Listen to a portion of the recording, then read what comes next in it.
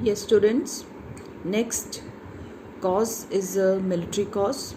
We have done three causes: political cause, socio-religious cause, then economic cause, and now the fourth one, it is a military cause. Now the first point under military cause, it is the ill treatment of Indian soldiers. So in the previous points also, somewhere I explained you that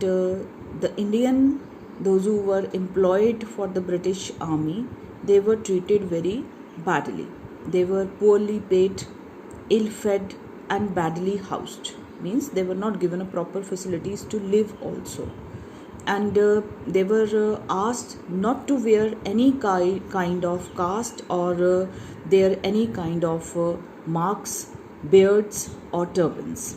So this was not liked by the Indians who was working for the British Army, whereas these kind of restrictions, they were not for the British people, the British officers. Next point, it is your General Service Enlistment Act. It is very important. In olden days, it was a taboo. Taboo means it was a belief for a Brahmin to cross the seas. They used to feel that one should not go, or one should not leave his country, and should not go out for any of the jobs. Knowingly, British Parliament passed a General Service Enlistment Act. You can underline this, very important. According to this act, Indian soldiers could be sent overseas on duties. This act did not take into account the sentiments of the Indian soldiers. Therefore, Brahman soldiers, they found that their religion is in danger, because according to this act, if they have to work for the British Army, they have to go abroad for their services for helping the Britishers. Then large proportion of Indians in the British Army. The number of British troops in India was never very large, with the British in the ratio as low as 1 in 4,000.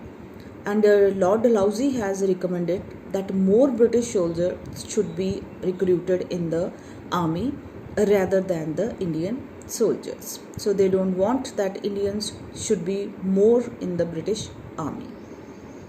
Bleak prospect of promotion, that high positions was given only to the Britishers, irrespective of their performance, whether they are performing or not, whereas no high position will be given to the Indian soldiers.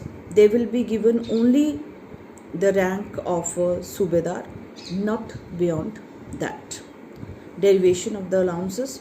See, underline, there are two allowances they have given you. Bhatta, that is foreign service allowances, and another is Post Office Act of 1854. No need of writing the date, but Post Office Act you can learn. So according to the Bhatta, the Indian soldiers, those who are going abroad to give their services, will not be given any kind of additional salaries or any kind of additional perks. Whereas British soldiers, those who are working in India or those who are working for Britishers in other country, leaving their country, they will be given a special kind of bhatta. Other than their salaries, more will be paid to them. Similarly, post office, that they will not be able to enjoy the free postage, Indians only, whereas British soldiers, they will be given the free postal services. A very little amount will be charged from them, whereas Indian soldiers, they have to pay more. So Indian soldiers, they were not happy with these kinds of acts which was passed by Britishers from time to time. Then faulty distribution of the troops, like places, the very important places, Delhi, Allahabad, they were not having British armies, and mostly it was inhabited by the Indian soldiers, because Britishers, they were engaged in many of the wars outside the country. So Indian soldiers has the feeling that the British were in difficulty, and the safety of her Indian empire depend on them. Therefore, they were determined to strike at them at a suitable time. So they think that though they are involved in various activities or in wars outside the country, so we will find out one appropriate time and then we will attack on them. Then another point, this point motivated the Indians because we were having this myth, or we used to believe that British army is very strong, well equipped, and they are very strategic people. But in some of the wars, like wars, there first Afghan war, then Crimean war, then Senthal tribal, Bihar and Bengal, they have defeated the British army with axes and bows. And these wars where Britishers, they were defeated badly. This motivated the Indian soldiers that if these people, they can defeat the Britishers, even we can also defeat them, and if we will join together, so we can find out some ways to throw them out from the country. Now next point, it is the lower salaries. The salaries given to the Indian soldiers, it was very less, whereas the British soldiers, they were receiving more than 8 times the salaries of the Indian soldier. The work is same, which is being done by the both. Now these were the military causes. Now children, there is one important immediate cause. When the question will come that you have to write the immediate cause, then you will write only this point, whether it will be for 3 marks or whether it will be for 4 marks. Only one answer, 1 point only you are going to write, and that is the introduction of the Enfield rifles.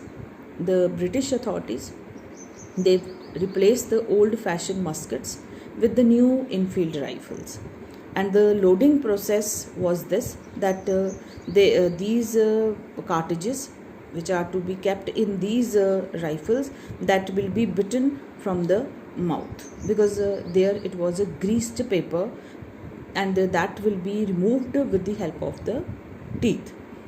But there was a rumor that these cartridges, these grease cartridges, they are having the fats of cow and pig, and that was a very serious thing for the Indian soldiers, because cow was their secret animal, whereas pig was the sacred animal of the Muslims. So these people, they refused to work for the Britishers, and they started a revolt against the British army. Now beginning of the uprising, you can say, I told you that they refused, that we are not going to use these rifles, and moreover many other factors were also there. Mangal Pandey, he was also a sepoy, and he played a very important role during the revolt of 1857. He is being remembered in history for the revolt of 1857, because he was the person who who helped the people during the soldiers during the time of the war. Later he was executed, and he became a martyr.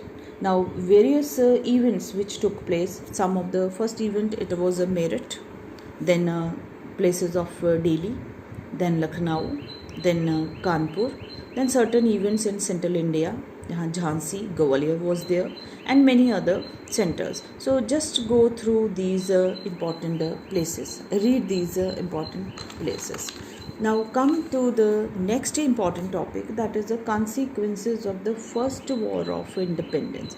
Now the consequences, though the uprising was suppressed, but it shocked the British rule in India for its foundation. So they felt that they have to find out some other way out to control the people of India, because if they will not suppress them, so these kind of revolt, they will take place again, and next time they will not be able to suppress that kind of a revolt.